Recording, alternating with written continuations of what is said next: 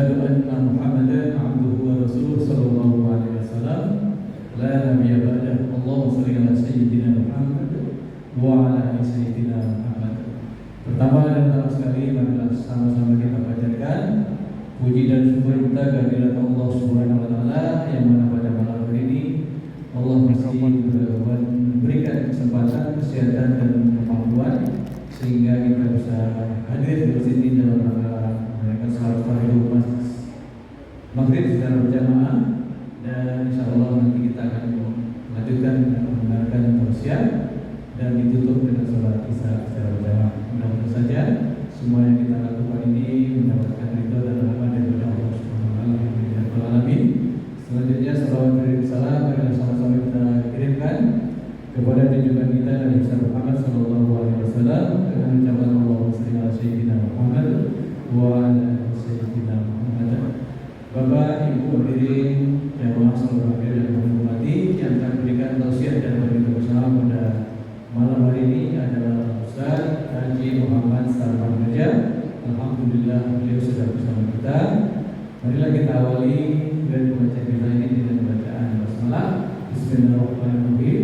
Kepada Ustaz apabila teman kami bersedia.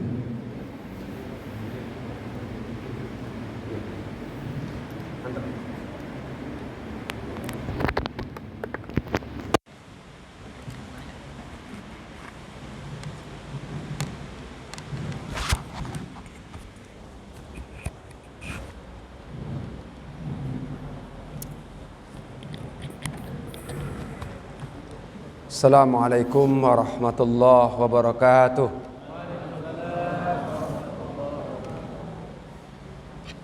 Innal hamdalillah nahmaduhu wa nasta'inuhu wa nastaghfiruh wa na'udzu billahi min syururi anfusina wa min sayyiati a'malina. May yahdihillahu fala mudilla lahu wa may yudlil fala hadiyalah.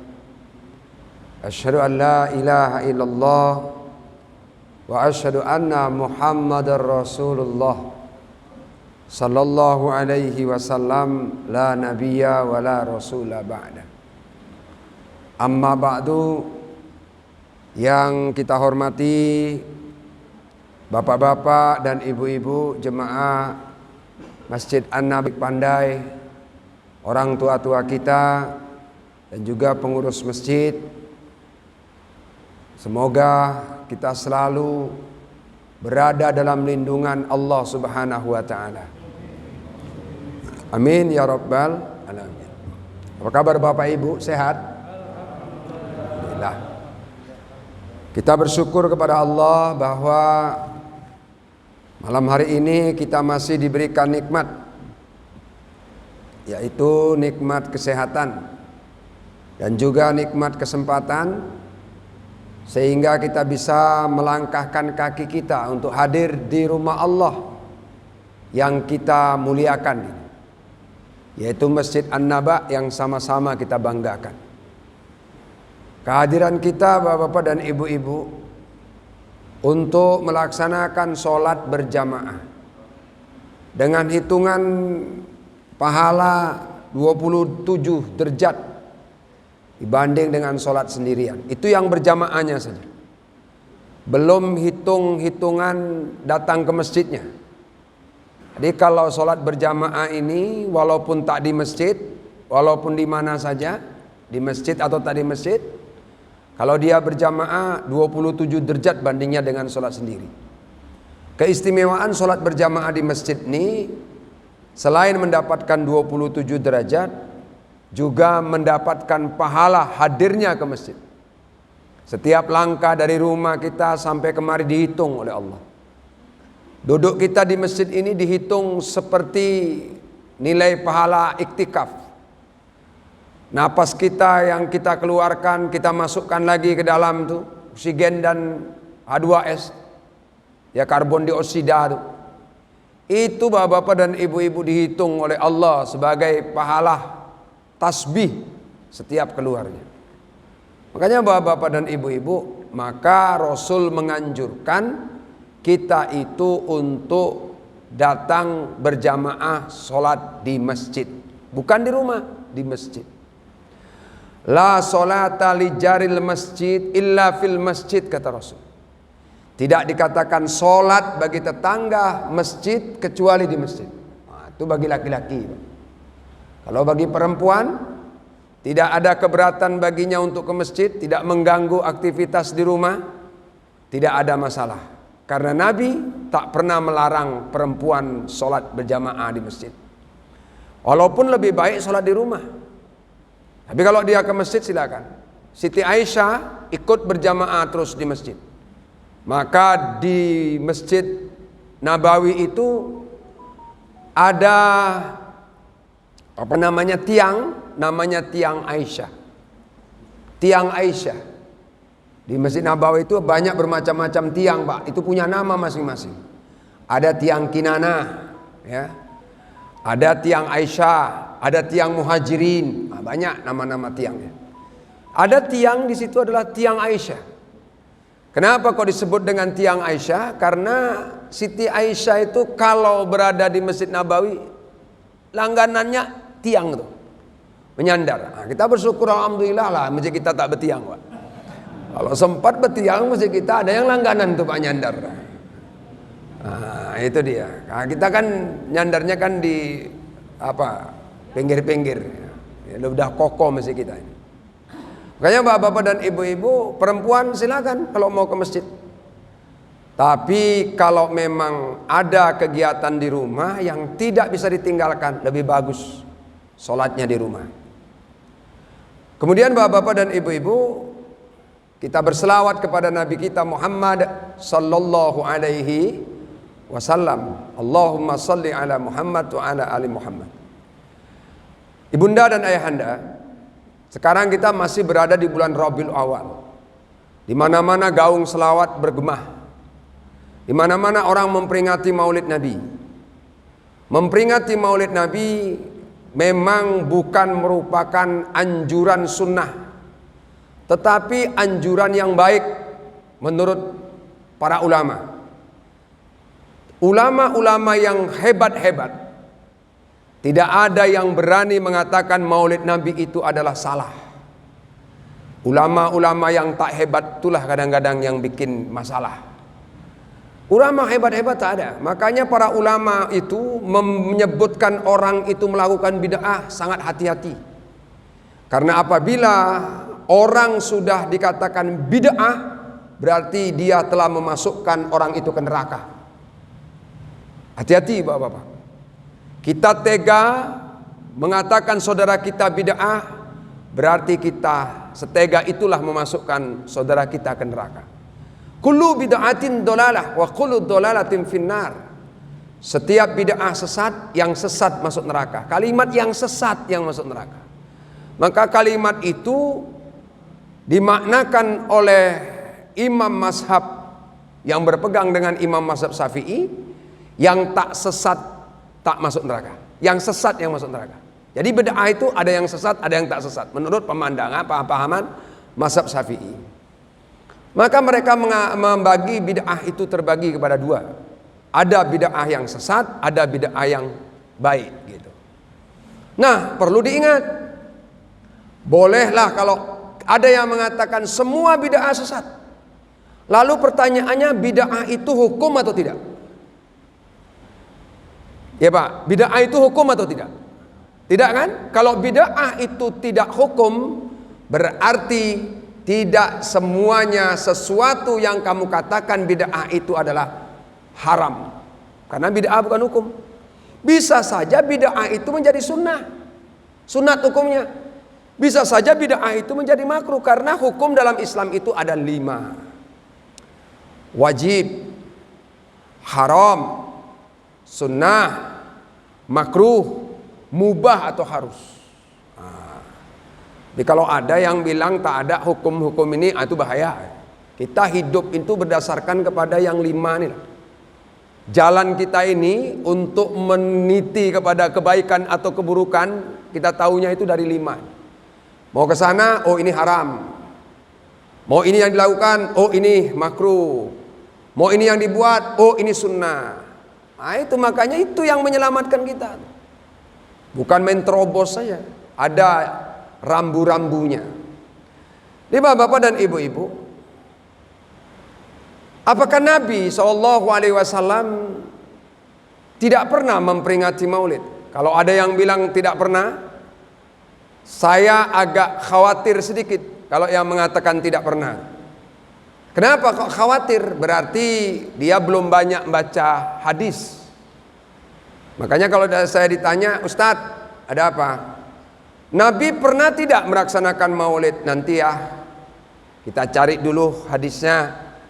Ada tidak? Karena saya pun belum menemukan, andai kata itu tidak menemukan. Tidak bisa saya katakan, oh tidak ada.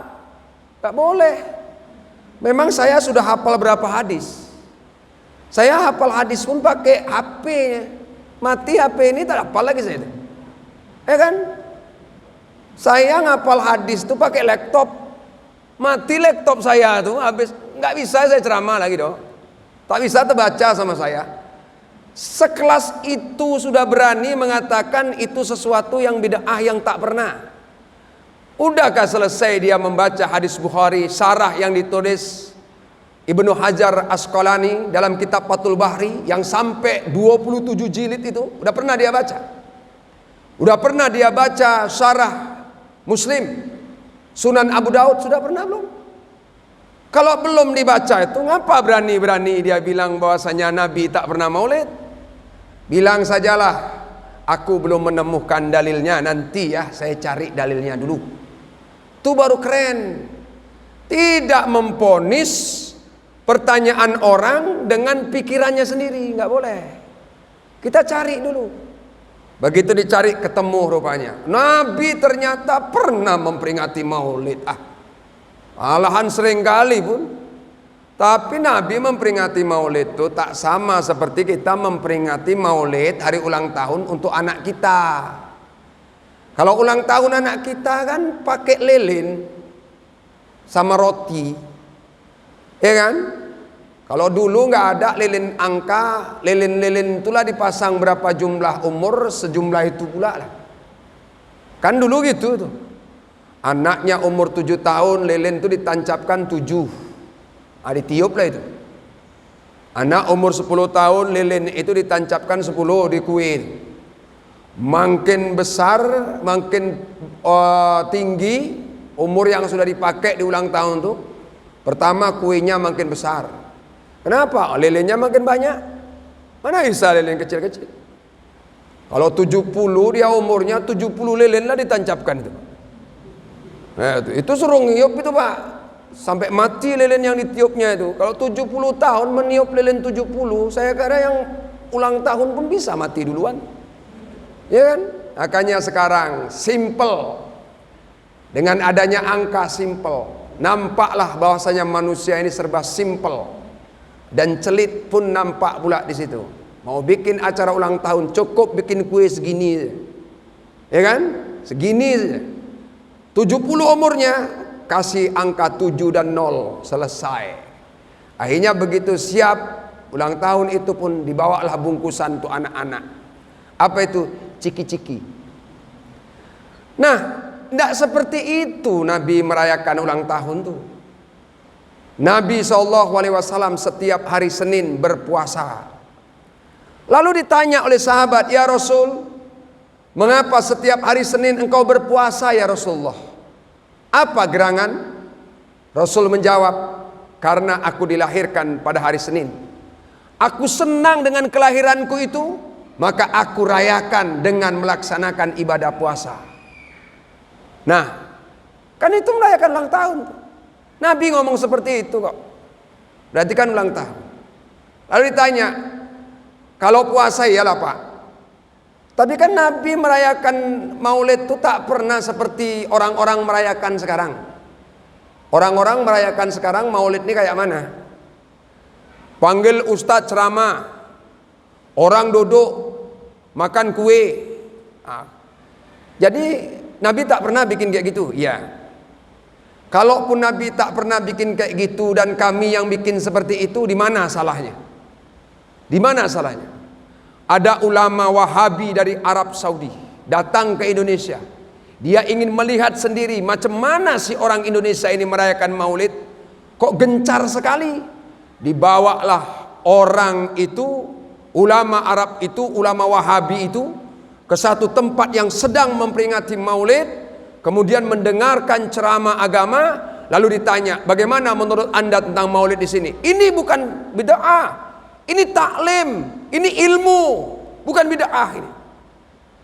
Begitu. Jadi memahami sesuatu itu jangan main libas saja. Kayaknya bapak-bapak dan ibu-ibu lihat, di mana salahnya? Orang mendengarkan tausiah, menuntut ilmu, hukumnya wajib, ya kan? Oh kalau makan salah. Apa kalau makan salah? Yang makan yang haram yang salah. Jadi yang dimakan apa? Orang datang bawa bersedekah, sedekah disuruh. Mana salahnya juga?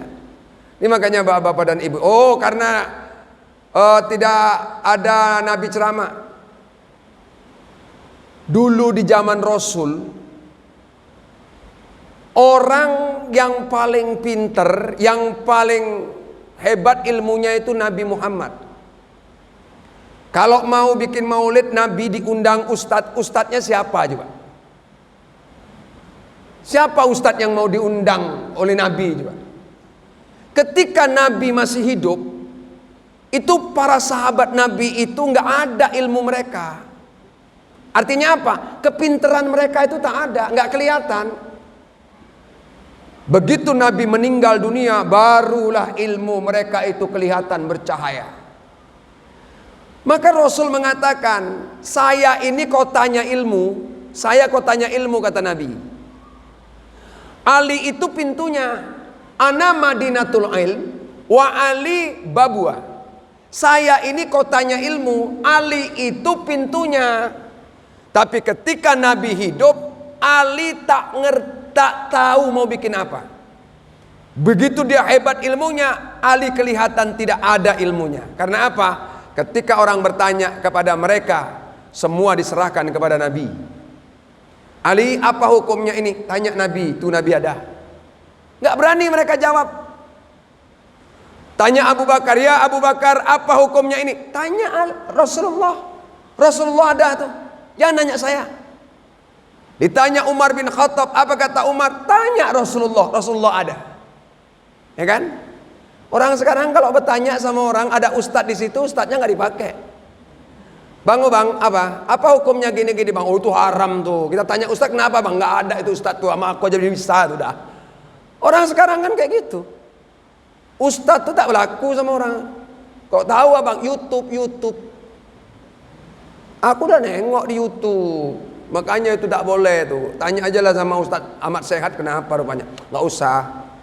Kalau dulu Nabi, ini Nabi ada. Luar biasa Bapak Ibu. Makanya silakan memperingati Maulid Nabi, tak haram, tak bid'ah. Makanya ulama-ulama yang mengatakan Maulid Nabi itu adalah bid'ah, ulama-ulama Aswajah telah menjawab semuanya tuntas. Al-Ustadz Kiai Idrus Ramli sudah menjawab, ya kan? Ustadz Dr. Abdul Somad menjawab. Kelasnya pun hebat-hebat pula. Kalau orang itu ustadznya doktor, Ustadz Abdul Somad profesor doktor lagi. Lebih hebat lagi ustadz kita. Walaupun dia juga ustadz kita nggak boleh beda-bedakan ustadz. Kalau yang baik kita ambil. Nggak boleh kita terlalu fanatik. Makanya Ahlussunnah wal Jamaah ini memang luar biasa kalau menuntut ilmu. Sama siapa aja dia mau. Ya kan? Kalau yang lain nggak, jangan kalian mengaji sama itu. Mengaji sama ustadz-ustadz ini aja. Kalau ustadz-ustadz yang itu pahamnya tak sama. Saya baca di WA. Ada ustadz datang, Ustadz Idrus Ramli di Masjid Ar-Raudhah. Mau ngadakan ceramah. Dibikin di WA grup. Apa kata mereka? Jangan dengarin kaji ustadz ini. Ustadz ini tidak sepaham dengan kita. Nah, itu kata mereka. Itu masih ada itu Pak, screenshotnya. Kalau kita kan siapa aja kita dengar kajinya. Ustadz-ustadz yang pahamnya agak berbeda pun dengan kita dengar kok kajinya. Yang baik kita ambil, yang kira-kira nggak cocok sama kita nggak usah pakai. Luar biasa ahli sunnah nih. Dia tidak membeda-bedakan. Ya kan? Kan kita yang tinggal menyimak saja. Oh, ini kayaknya nggak pas sama kita nih, nggak usah diambil. Ini yang diambil. Kayaknya bapak-bapak dan ibu-ibu, ustadz kita pun doktor, profesor luar biasa. Pakar-pakar hadis, Pak. Ustadz Abdul Somad tuh pakar hadis, Pak. Oh. Ustadz siapa lagi? Ustadz Idrus Ramli itu, Pak, kiai itu kitab kuning berjalan, Pak. Kitab kuning berjalan itu. Siapa lagi? Ar-Roji Hasim, orang Payakumbuh, yang ada yang mengklaim bahwasanya orang Padang mazhabnya adalah Salafi. Dimarah betul mereka. Tidak, orang Minang adalah ahli sunnah wal jamaah. Karena apa? Orang Minang itu semua ulama-ulamanya ahli sunnah wal jamaah. Tuh dia diajak debat. Siap. Ar-Roji Hasim itu gurunya S3, Pak.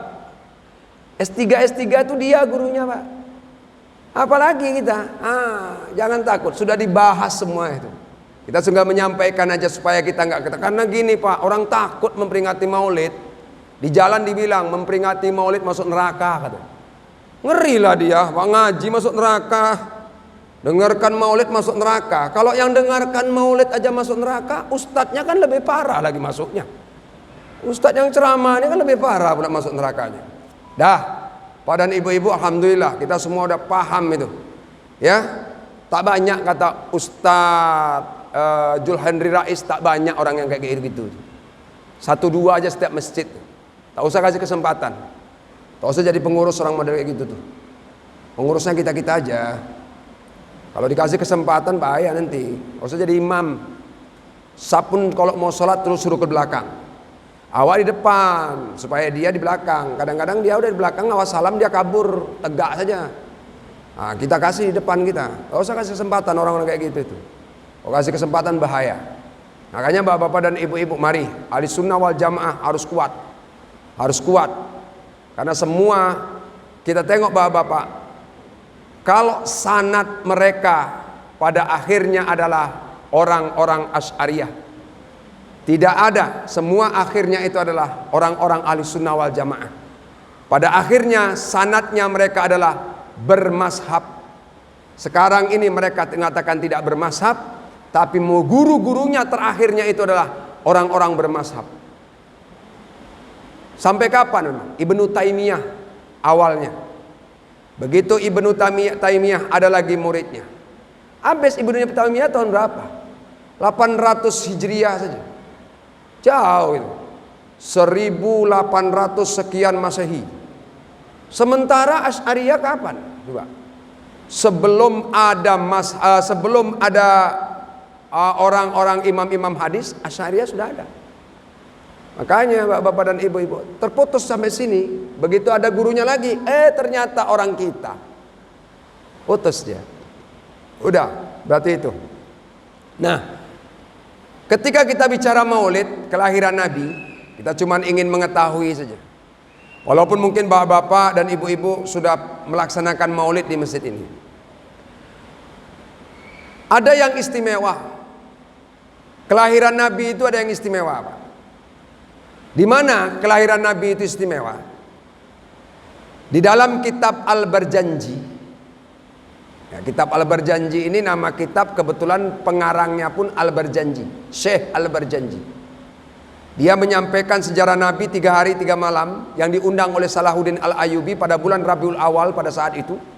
Kemudian ceramahnya itu dinotulenkan, dibentuk menjadi buku. Dari mulai Nabi Muhammad akan lahir dari Aminah sampai Nabi Muhammad wafat. Kitabnya ada, nama kitabnya Al-Barjanji.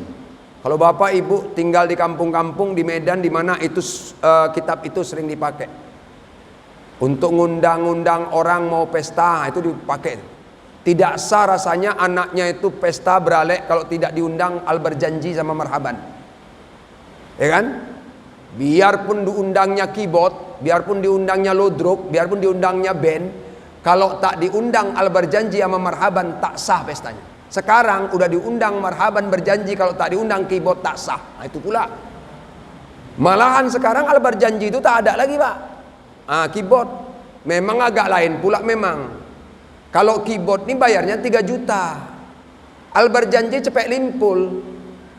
150.000 Pak. 150.000 orang yang main Al-Barjanji itu marhaban tuh 10 orang. Bu ibu pakai baju seragam tuh 10 orang coba. Kasih 150.000, 15.000 satu orang. Mana lunas baju Pak? Nah, itu makanya 6 tahun baju 6 biji tak lunas-lunas Pak. 15.000 sekali main macam mana? Saya pernah juga dulu jadi juara karena grup tuh Pak, ada grup marhaban tuh kami kalau di Medan tuh Pak diperlombakan Pak. Dari mulai Kabupaten Deli Serdang, Kabupaten Dairi, itu tingkat kabupaten provinsi Sumatera Utara itu dilombakan tuh. Ada bapak-bapak ikut juga, grup marhaban, lomba grup marhaban, satu grup 10 orang. Ya kan? Satu grup 10 orang. Kami pernah juara tuh. Saya ikut dalam grup tuh. Kalau 10 orang ini enak lomba. Awak diam aja pun masih ada suara tuh 9. Nah, itu makanya kakak tahu sedikit lah awak marhaban nih kan. Nah, itu yang dibiasakan dulu itu di marhaban tuh diajarkan kami itu. Karena saya sering ceramah-ceramah ini aja, maka suara saya itu udah agak kurang bagus. Ya kan? Karena sering-sering ceramah nih, lebih banyak show ceramah. Nih dalam Rawi Al-Barjanji. Walamma tamma min hamlihi ala raji tis'atu ashhurin qamariyah. Waktu kandungan Aminah sudah mencapai 9 bulan 10 hari. Wa ana lizzamani ayyan jaliya anhu sodah.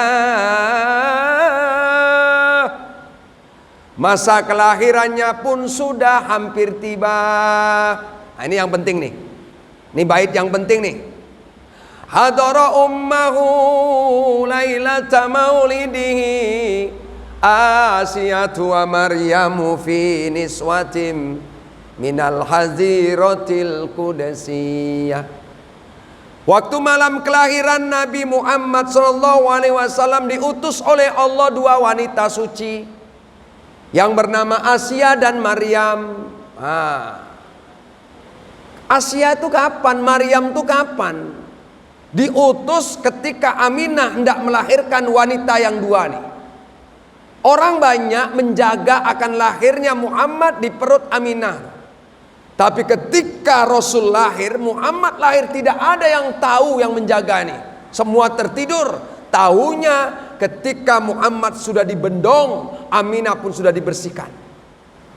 Bangun mereka, maka berselisihlah datuk Nabi Muhammad Abdul Muthalib ketika ingin melihat Nabi yang ngengek-ngengek pada saat itu suara bayi ada. Kemudian berselisih dia dengan 2 perempuan itu. Bertanya dia dengan Aminah, Aminah, udah melahirkan engkau Aminah? Sudah Pak. Siapa perempuan yang 2 tadi itu Aminah? Dia bilang Asia Pak, dia bilang Maryam Pak. Dah. Siapa Maryam, siapa Asia? Asia itu Pak, istri Fir'aun. Tinggal di istana bersama Fir'aun. Ibu angkatnya Nabi Musa alaihissalam. Tetapi Asia dikatakan wanita suci. Cemana pula suci Pak? Tinggal sama Fir'aun. Dia biniknya Fir'aun. Tentu kalau binik Fir'aun, Fir'aun tentu menyentuhnya. Sedangkan Fir'aun kafir. Allah subhanahu wa ta'ala memberikan keistimewaan kepada Asia. Ketika Asia tidak disentuh oleh Fir'aun, maka Allah jadikan batu mirip dengan Asia. Kemudian Asia terhindar dari sentuhan Fir'aun. Maka Fir'aun memain-maini batu itulah. Makanya orang kalau suka sama patung, itu Fir'aun tuh Pak. Sekarang kan sudah banyak orang yang suka sama patung Pak. Patung 1,5 miliar harganya. Ada nikah sama patung Pak. Patung sampai 5 di rumahnya patung. Sama orang tak suka dia, tapi sama patung suka. Itulah Fir'aun tuh Pak. Itu model-model Fir'aun kayak patung itu kan dibuatnya. Kemudian apa Bapak dan Ibu-ibu? Dirawat, diutusnya itu Asia. Karena Asia ini pandai merawat anak. Musa alaihissalam terjaga dengan baik oleh Asia. Diutus oleh Allah, rawat Muhammad nanti kalau lahir. Kemudian siapa Maryam? Maryam itu ibunya Nabi Isa. Hamil tanpa suami. Tak ada laki-laki yang menyentuhnya. Kenal sama laki-laki pun tidak. Tinggalnya di mihrab masjid. Ketika dia hamil, mengandungkan Isa, malaikat Jibril mengantarkan makanan kepada Maryam. Maryam tak kemana-mana. Hebat bu, melahirkan anak tanpa seorang suami. Makanya anak-anak gadis sekarang ini nggak mau kalah juga sama Maryam, ya kan? Nikah bulan 3, melahirkan bulan 6, kilat. Jadi mohon maaf, ada juga Pak Haji, tenda belum siap dibongkar, lahir cucunya, bawa ya kan? Ya udah lahir cucu, udah diam aja kau, tenda itu aja kau urus. Kok cepat kali lahir cucunya, diam kau katanya. Bibit unggul nih katanya. Wah, sudah kacau kali. Coba nggak mau kalah sama Maryam. Maryam itu memang izin Allah. Dirawatnya itu kandungannya baik-baik, lahir Isa. Diutuslah itu untuk membidani Maryani Aminah. Nah, lahir. Makanya hebat ibu. Artinya apa filosofinya? Artinya ketika anak kita nanti ada yang akan lahir dari istri kita, atau kita punya anak kita menikah, hamil, dia akan melahirkan anak, cucu kita berarti. Ketika dia akan melahirkan, yakinkan, percayakan bidan yang memegangnya adalah Islam. Kenapa kok Islam? Nabi Muhammad lahir yang perempuan suci dikirim. Karena bayi itu lahir itu dalam keadaan suci. Kullu mauladun yuladu alal fitrah. Bayi itu dilahirkan dalam keadaan suci. Masa bayi itu cucu kita, bayi itu anak kita, lahir dalam keadaan suci, kita tega-teganya mengasihi bidan yang tidak pernah mandi wajib. Udah lahir cucunya, udah. Siapa bidannya? Bu Uta Galung. Kok Bu Uta Galung? Kok nggak sama Bu Aisyah? Bu Aisyah mahal.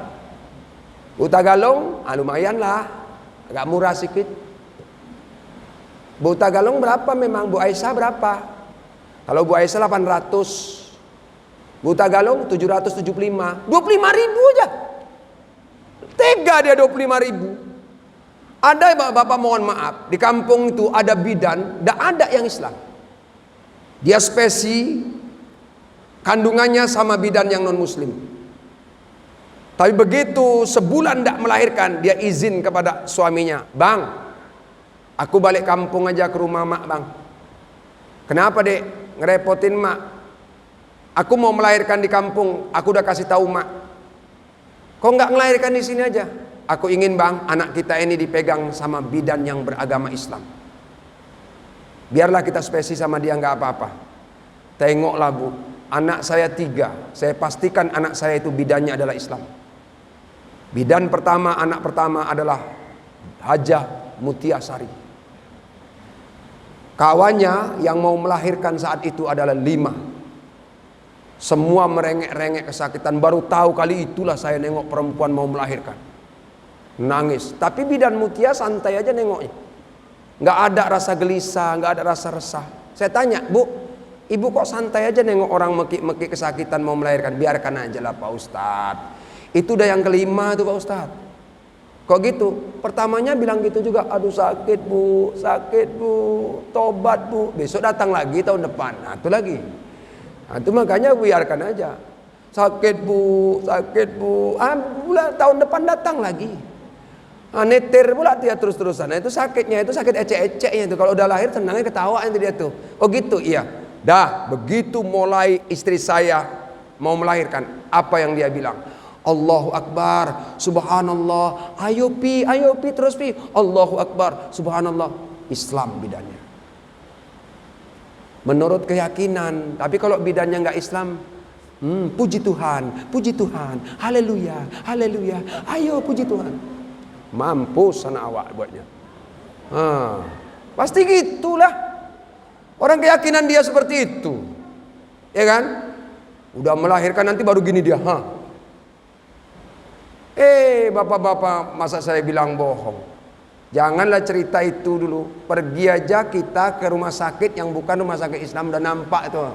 palang bendera itu. Itu makanya Islam, Allah kirim wanita suci, anak kita anak yang suci lahir, ya kan?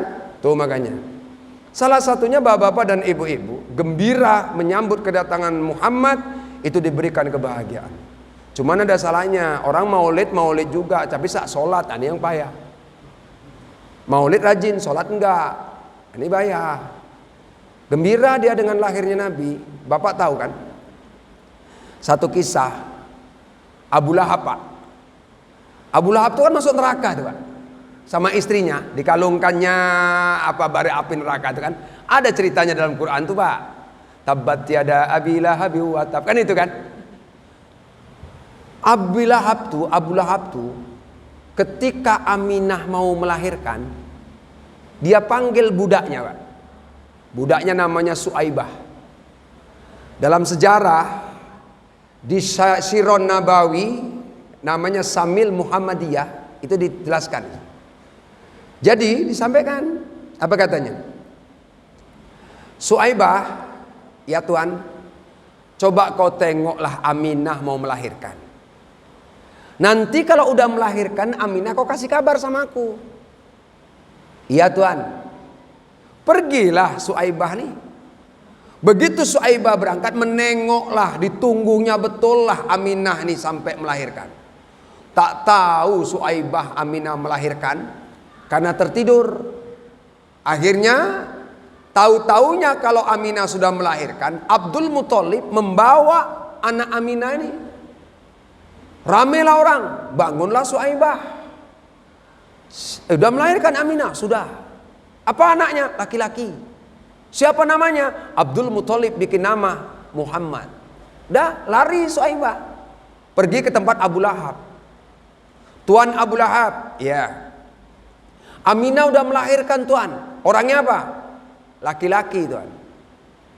Namanya siapa? Abdul Muthalib memberikan nama Muhammad Tuan. Aku senang sekali dengan kelahiran Muhammad. Aku bahagia dengan kelahiran Muhammad, wahai Suaibah. Karena aku senang dan bahagia dengan kelahiran Muhammad, engkau budakku kumerdekakan. Kumerdekakan kau Suaibah. Iya Tuan, iya. Pergilah kau ke tempat Aminah, bantulah Aminah sana. Tapi kau tidak menjadi budakku lagi. Ketika Abu Lahab meninggal, Abbas bermimpi. Abbas itu siapa? Abbas sama Abu Lahab itu sekeluarga, adik-beradik. Abu Lahab bin Abu Thalib, Abbas bin Abu Thalib, Hamzah bin Abu Thalib, Ali bin Abu Thalib, anak Abu Thalib semua. Abu Lahab yang kafir. Bermimpi Abbas waktu Abu Lahab meninggal.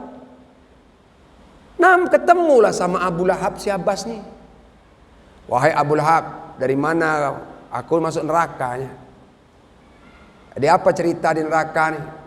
Wah, siksalah aku, diazablah aku. Ya, jadi cuman ada istimewanya. Karena aku cinta dengan lahirnya Muhammad, aku bahagia dengan lahirnya Muhammad, ku bebaskan budakku Suaibah, Allah memberikan keringanan azab padaku setiap hari Senin. Setiap hari Senin Allah memberikan keringanan azab bagiku, kata Abu Lahab. Jadi kalau ada orang cinta dengan Nabi Muhammad, kelahiran Nabi Muhammad, malu maulid dia datang tapi tak sholat, itu sekapling sama Abu Lahab. Sholat tidak, puasa tidak, tapi maulid rajin dia, senang dia. Sembayang tidak, ke masjid pun tak sembayang apa enggak, itu sekapling. Ketemu nanti dia sama Abu Lahab. Halo friend, nah itulah itu nanti. Makanya bapak-bapak dan ibu-ibu, kalau kita orang Islam kan bukan itu. Begitu kita cinta kepada Nabi, kita tunjukkan kecintaan kita kepada Nabi. Jadikan Nabi itu idola. Kita ingin bapak-bapak dan ibu-ibu, anak-anak kita menjadi anak yang soleh dan soleha. Seorang ulama terkenal, pengarang kitab Imam Al-Ghazali itu, Ya Ulumuddin. Kalau ingin anak-anak kita menjadi anak yang soleh dan soleha, bapak mamanya harus soleh dan soleha lebih dahulu. Nah itu. Karena apa? Awal mula kesolehan anak tergantung kepada kesolehan orang tuanya. Tidak akan mungkin anak menjadi soleh dan soleha kalau orang tuanya tidak soleh dan soleha. Makanya ibu harus tahu suami ibu itu yakinkan bahwa dia adalah suami yang soleh. Buktinya Ustadz, sholatnya di masjid. Tapi kalau enggak di masjid, soleha. Bang, abang soleha nih. Kenapa? Sholatnya di rumah. Kan sama aja soleh sama soleha. Enak aja abang. Soleha itu perempuan. Nah itu buktinya. Saya udah kasih tahu sama anak-anak, bapak kalian kalau mau tahu soleh sama soleha, tengok aja sholatnya di masjid atau di rumah. Kalau di rumah soleha lah bapak kalian tuh. Nanti kalian tanya aja sama bapak kalian, bapak soleha ya. Nah itu kadang-kadang sekarang ini banyak anak-anak disuruh ke masjid, bapak tidak. Tapi nggak di sini pak. Nah, kalau di sini nggak. Di sini soleh semua. Nah makanya bapak-bapak dan ibu-ibu itu ada namanya ladang. Ladang itu kehidupan orang berkeluarga ini namanya istri. Ladangnya, tanahnya harus subur. Bibit itu suami. Maka bibitnya harus bagus. Ditanam bibit di ladang yang bagus, maka memunculkan tanaman yang subur, menghasilkan buah yang bagus. Inilah kehidupan. Jadi macam mana caranya? Iya, solehkan. Caranya gimana? Akhlak. Tanamkan akhlak. Maka yang dibawa Nabi itu iman dan akhlak yang pertama. Akhlak ajarkan buat anak-anak. Luar biasa. Udah masuk waktu. Oh kita kadang ngerti titnya ya kan. Sampai sini aja lah kaji kita dulu ya Pak ya. Kita sambung. Udah soal masuk waktu Isya. Insya Allah saya mau pindah ke stadion lain pula Pak. Di kilo 4. Dimohon maaf kalau ada kekurangan. Terima kasih perhatiannya. Kapan-kapan kita lanjutkan. Assalamualaikum warahmatullahi wabarakatuh.